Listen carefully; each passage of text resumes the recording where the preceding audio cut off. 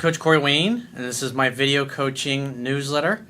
And the topic of today's newsletter is going to be, should we get married? Well, I've got an email here from a viewer who's basically asking me that.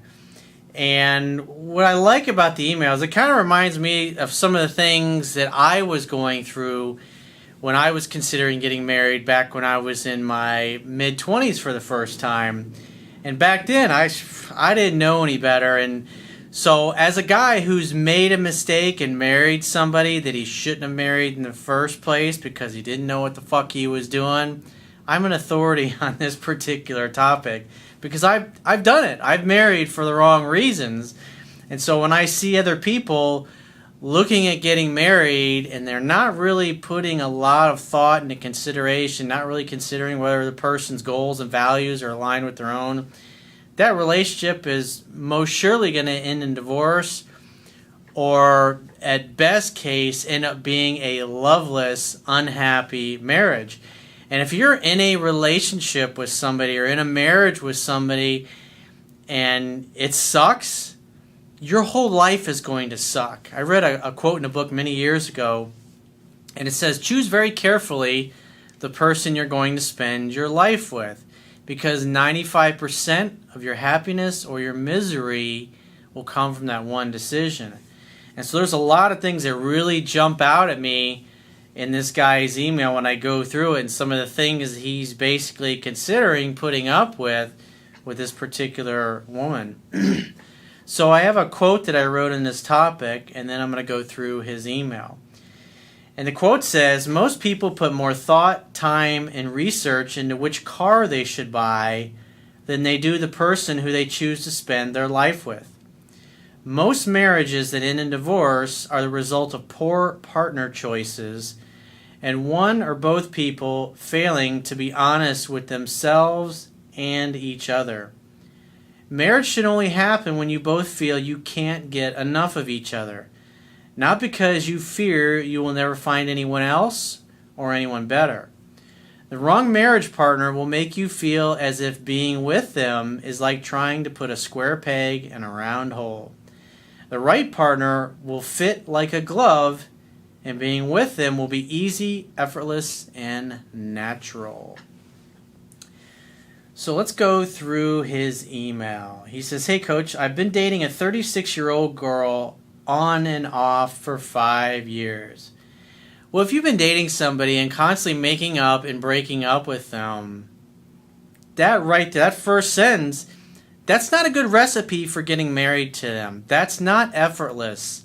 That's not somebody who you both feel that, God, I gotta be with this person. That is a sign of somebody or two people who are in a relationship because they're scared they're not going to find anyone better. And that's what caused me to marry my first wife, was because it was the best thing I had ever had up until that point. But at the end of the day, deep down, she wasn't what I was really looking for. But I thought, God, what if I break up with her? I might not ever find anybody that's going to love me as much as her.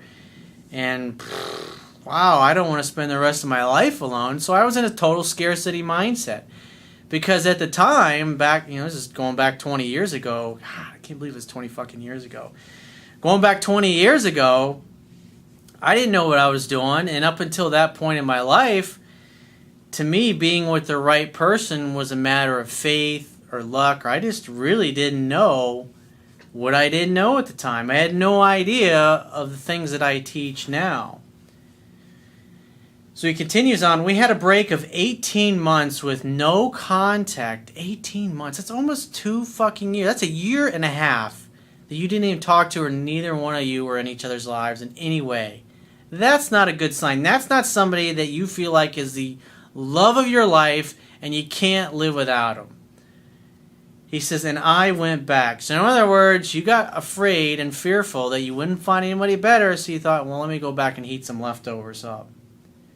It's like 2 sentences in. There's like 2 fucking major red flags right off the bat. He says, we've been seeing each other again for about 15 months.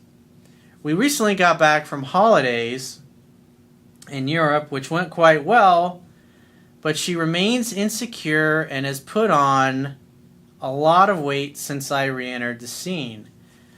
So if she's not, here's the thing, deep down, she knows you're not that into her, but she doesn't want to admit that truth to herself. And so the love that she's not getting from you, guess how she's making up for it? She's using food to fill herself up for what she feels is lacking in the relationship. Think about it. You have kids with a woman like this, and she's just going to continue to get fatter and fatter. She'll never lose the baby weight. You're going to make her miserable. She's going to make you miserable. And together, you're going to totally destroy your children's self-esteem and their lives. That's a bad fucking way to go. He says, in March of this year, while visiting her over a holiday weekend, she broke down unexpectedly while on a romantic walk. I knew I had played my cards right and could not figure it out, and she revealed that she suffers from depression and has since had counseling, is on medication from her doctor, and her mood has improved.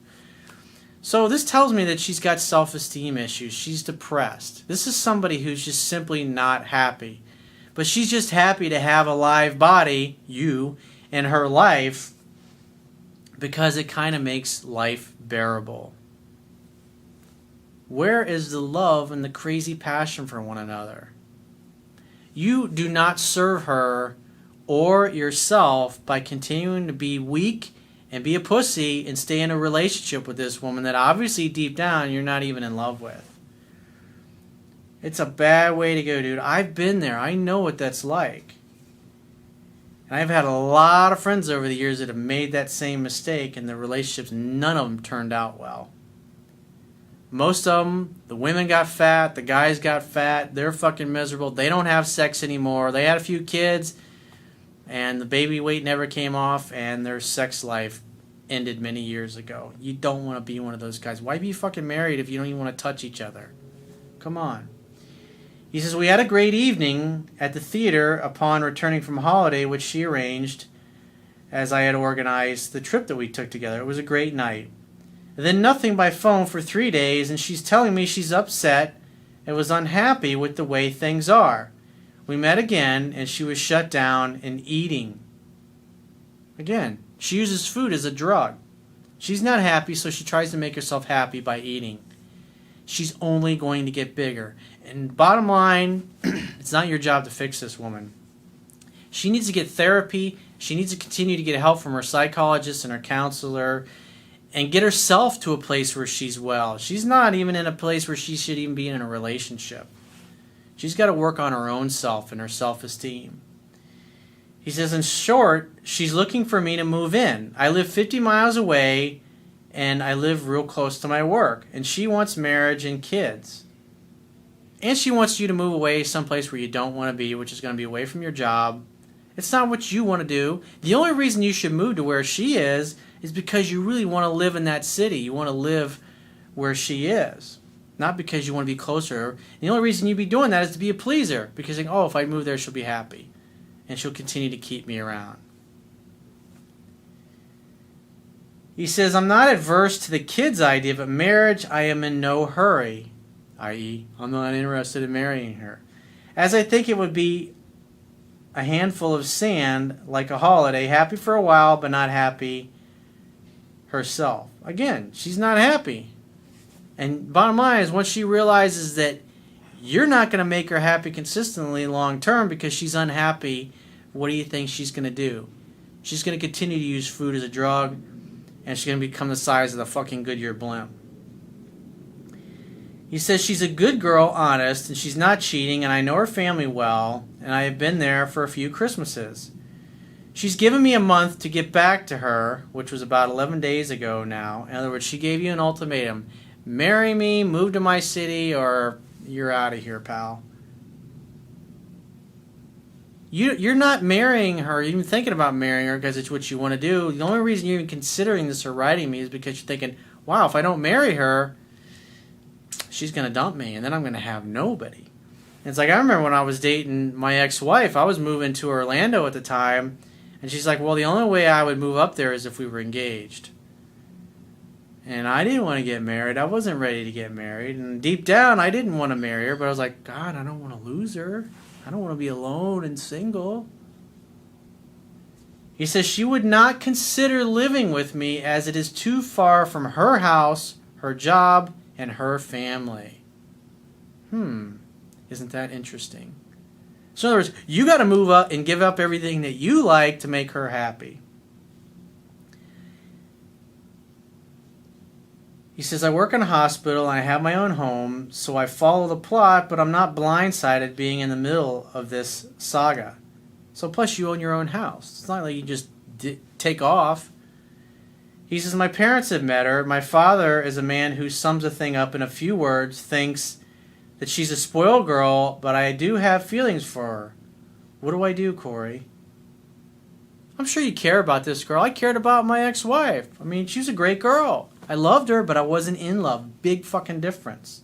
I didn't feel like she was the person I was put on this earth to be with, and I needed to spend the rest of my life with her. But yet I talked myself into it, and I let all of my friends and people, especially a lot of the women that I work with, talk me into it. Oh, she's a great girl, Corey. Don't let her go. Don't be a chump and let her go. Kind of shit you hear in movies all the time. Don't fuck it up. Don't let her go. I was like, yeah, but I'm not like, oh, you just got cold feet. It'll wear off in time. You're just young. You know, those feelings will go away. And then you'll settle like the rest of us. He says, I take care of myself, and I've advanced myself at every opportunity in life, and I burn with passion for success in all areas of life. Right there, your values are definitely not aligned. Your goals are definitely not aligned. He says, I've read your book several times, and I'm doing it again. The videos are great. Continued success and best wishes for you in the future. So, what I would do if I were you is if you want to consider living with her, say, look, I'm not ready to get married. I don't want to move. I love where I live, and I love the fact that I'm close to my work. I own my own home. If you'd like to move to my city and move in with me, that would be great. We can try that. But if you don't want to do that, no, I'm not going to marry you. What I really want is I want to continue us dating and seeing where it goes. But right now, no, I'm not ready to get married. And if you're giving me the ultimatum saying, marry me or lose me forever, then unfortunately, I'm going to have to lose you forever. It's going to suck. I'm going to be a sad dude, but I'm just not ready to get married. And getting married because you're giving me an ultimatum is not a reason to get married.